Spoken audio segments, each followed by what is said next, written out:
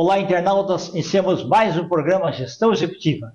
Já tivemos a oportunidade de conversar com esse brilhante cientista, uma pessoa que ele é fã de tudo quanto é eletricidade, e hoje nós temos aí mais um bate-papo com esse administrador de ativos energéticos, Paulo Keff. Paulo, obrigado novamente pela tua presença aí, tá? Eu que agradeço mais uma vez essa oportunidade, né? O assunto é sempre muito instigante, né? Ativos energéticos, que está aí na crista da onda em termos de... Eu queria que você conceituasse um pouco, porque nem todo mundo é engenheiro, né? Que está assistindo. Então, numa linguagem mais branda, eu queria que você explicasse isso daí. Bom, antes de mais nada, explicar o Kev do meu nome, né? Porque muita gente tem curiosidade e já pergunta se eu sou de Kiev, lá da Ucrânia, coisa desse tipo. O Kev é uma unidade de energia, de quantificação de energia dos fótons de radiações, tá? Então você tem radiação gama, radiação alfa, radiação beta. Então, como que você mede essa energia? Em Kev, kilo-electron-volts, ou MeV, milhões de electron-volts. Então, eu, como estou no setor há um bom tempo, a minha empresa era Kev, Kev consultoria técnica, e aí chegou o Paulo da Kev virou Paulo Kev, e eu estou como Paulo Kev desde a década de 80, né? E assim eu tenho me mantido, porque faz jus a toda a minha especialidade, que é a instrumentação eletrônica nuclear. O que faz um instrumentador eletrônica nuclear? Ele controla o núcleo do reator para que ele não saia do controle, vamos literalmente dizer isso, tá? Então, nós temos uma preocupação de cuidar para que tudo ali funcione perfeitamente, não tem mais ou menos. Então, eu me formei aqui no IPEM na época, né? Hoje a IPEM, na época era o Instituto de Energia Atômica, e lá nós tínhamos essa preocupação de cuidar de Angra 2 e Angra 3. O Angra 2 levou quase 20 anos para ser construído, e o Angra 3 ainda até hoje não foi, né? São os reatores nucleares de geração de energia. E eu fui para a área médica, e na área médica, e tudo que é de radiologia, radiodiagnóstico, radioterapia, eu conheço. Então, voltando ao ativo energético, é o que eu conceituei, né, um sistema sinergético de gestão de energia. Tá? Sinergia, né, de todos os vetores elétricos ou eletrônicos, tá? Que permite você ter uma repotencialização da rede a tal ponto que impacta na nossa economia. Nossa economia financeira, literalmente. Né? Fiz vários trabalhos, várias apresentações nesse sentido, debates, porque a nossa matriz energética, ela tem hoje quase 140 anos, a elétrica e diesel, né? A elétrica e a parte de combustíveis, mas em termos de energia, que era o vapor, vem da primeira Revolução Industrial.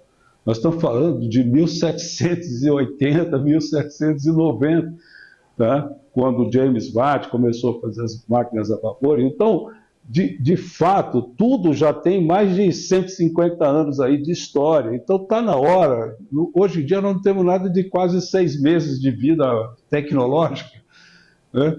E a evolução é muito rápida. A evolução é muito rápida. E nós estamos com os mesmos conceitos básicos para manter toda a nossa economia funcionando, que vem da primeira Revolução Industrial, lá na década de 1780, depois veio a segunda Revolução Industrial, que entrou o petróleo e a energia elétrica, e ninguém mexeu nos princípios básicos do fluxo de energia disso. Então tem que... Só foi feita uma expansão só, né? Só remendo, literalmente, sem querer os puxadinhos. Os puxadinhos. Então foram remendando.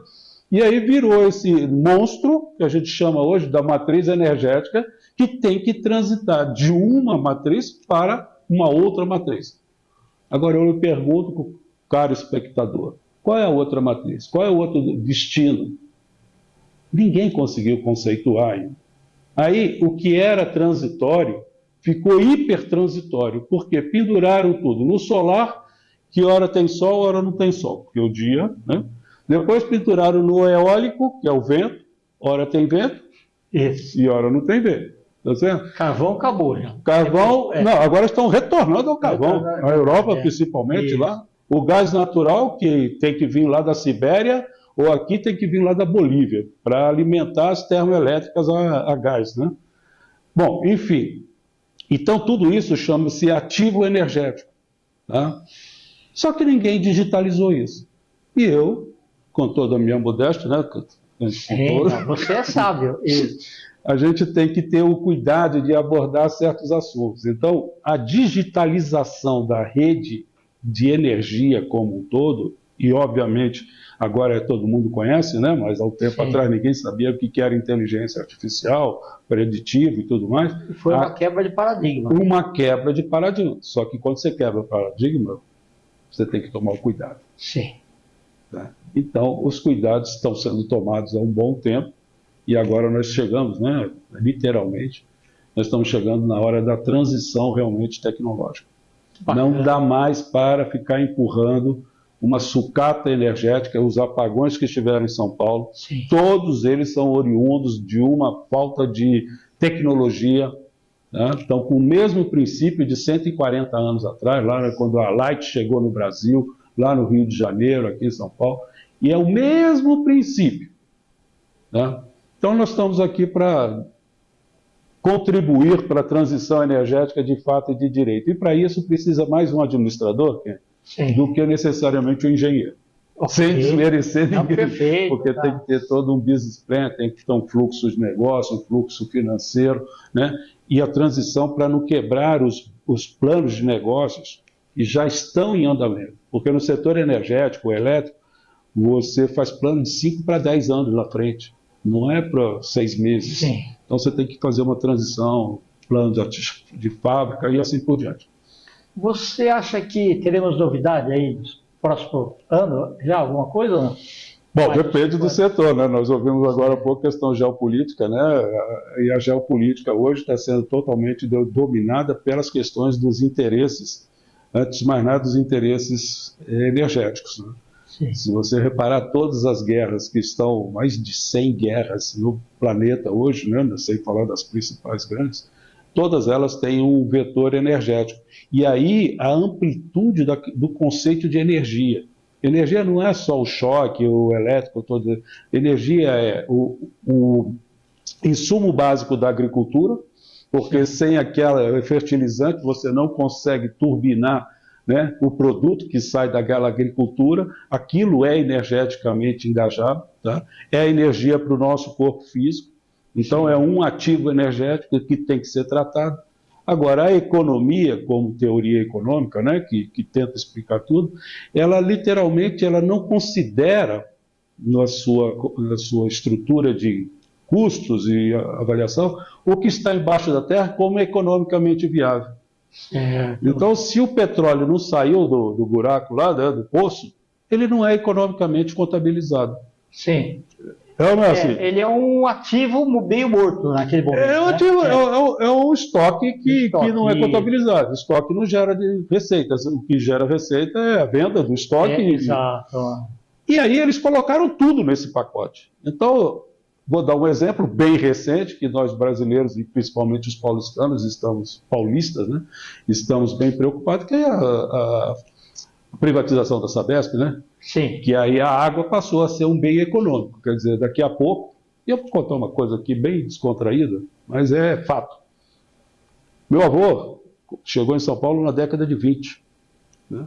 Na década de 70. Imagina o que ele viu. E se ele viesse hoje aqui, o que ele ia ver? Trabalhou na Sorocabana, na estrada de ferro, aquelas coisas todas, era o sistema da época de transporte e tudo mais. Mas eu já era garotinho e eu vi a casa dele, que era ali na região do Tucuruvi, era um sítio, né, praticamente. Né? Sim. Chegou lá o pessoal da Sabesp. O que está acontecendo? Então, eu dava assessoria para ele, que ele tinha uma edição de jornal. Falou, não, eles estão selando o meu poço de cacimba aqui.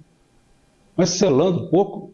Estão tirando a minha liberdade de tomar água do meu poço aqui, porque a Sabesp vai passar aqui. Então, a partir de agora, eu vou ter que pagar para beber a água que eu bebia de graça do meu poço aqui. Olha só o grau de risco. E era mais saudável. Ainda tinha mais essa, né? Com a superpopulação, a contaminação, né, por lençol freático começou a ficar bastante complicado. Mas, enfim, era uma perda de liberdade. E ele falou assim, eu estava no portão da casa dele, morava perto, falou assim, pois é, meu neto, quando você tiver a minha idade, você vai ter que andar com uma máscarazinha e pagar um pedágio para respirar. E olha só. Chegamos aí, em 2020. Eu não cheguei na idade que ele tinha na época, mas estamos caminhando para isso, com o tal do mercado de carbono, que virou um ativo, né, especulativo, energético, embola tudo, porque petróleo gera tal, isso aqui. E tudo está caminhando para esses ativos de manutenção da vida. Então, o que nós estamos correndo de risco agora é literalmente a nossa existência individual por uma pseudo, vamos dizer assim, paranoia, né, de tudo quanto é tipo, não vou entrar, mas que no fundo está a questão energética. E o custo financeiro disso vai inviabilizar, né, vamos dizer assim, a sobrevivência. O modelo. E esse modelo nasceu praticamente com Adam Smith, né, na primeira Revolução Industrial. Então, o que nós estamos vendo hoje na transição planetária não é uma questão só de energia, é questão econômica, que capturou todos os ativos energéticos e colocou tudo num saco só para você, para viver, né? Cada prédio desse que nós temos aqui em São Paulo, você tem que subir 20, 30 andares, essa subida, a água vem... quem que toca isso? A água que gera energia lá em Itaipu. Só que a água que chega em Itaipu sai daqui da cabeceira do Tietê.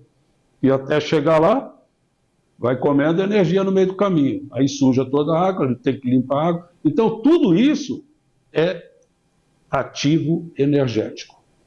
Tá? É instância energética. E nós temos que pensar dessa forma. Perfeito. Tá? Inclusive a energia esotérica, espiritual, e que nós temos, né, para dar o equilíbrio. Ainda de graça, graças a Deus. Falou, venha outras vezes. Você quer deixar seus contatos? Nós vamos escrever aqui também. Bom, eu estou no YouTube, né, no Núcleo Sinergético, tá, que é onde tem mais de 60 vídeos fazendo uma crítica disso, crítica positiva, já faz praticamente 3 anos aí de trabalho intenso em cima disso. Tem o contato do celular, não tem problema, é 61, né, de Brasília, 98185-1087. Também estou disponível, porque eu sou incansável, né, na luta pela nossa liberdade energética. É fundamental isso. Muito obrigado. Obrigado a você. Internautas, com os agradecimentos, então, a esse brilhante cientista Paulo Kevin, nós finalizamos mais uma Gestão Executiva. Grande abraço e até a próxima.